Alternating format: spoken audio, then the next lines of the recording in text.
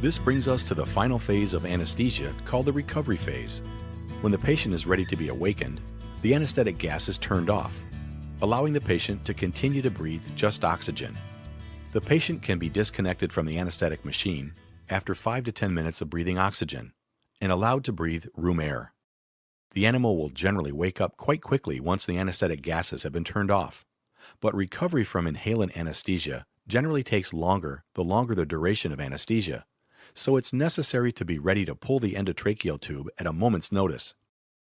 The endotracheal tube cuff is deflated and the gauze that has secured it loosened. You can safely pull the tube once the patient regains its swallowing reflex. If they begin to move, chew, or raise their head, then it is also time to deflate the endotracheal tube cuff and pull the tube.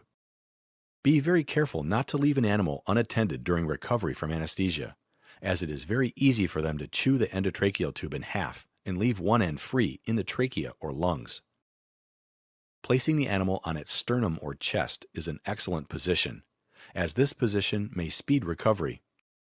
The recovery phase can be erratic and unpredictable. Some animals may become delirious and need to be resedated or, in rare instances, re-anesthetized. Close supervision to prevent injury and keep the animal warm and comforted are all beneficial aids for assisting the recovery. Maintaining the animal's temperature above 98 degrees is very important and will often require the aid of a hot water bottle or heated air or water blanket.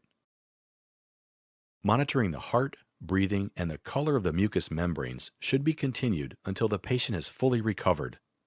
These animals should not have food or water until they are completely recovered from anesthesia, generally 4 to 6 hours, to help prevent them from getting sick.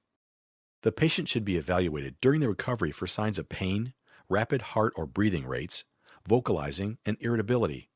Some animals can go home within several hours of recovering from anesthesia. They can be given water, but should be fed sparingly until the next day. Excellent pain-relieving drugs are available for dogs and cats recovering from surgery.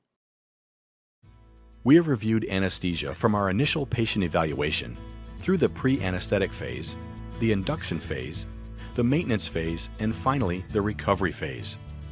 Today's anesthetics and technologies make veterinary anesthesia both safe and a very rewarding area of veterinary medicine for you to be involved in.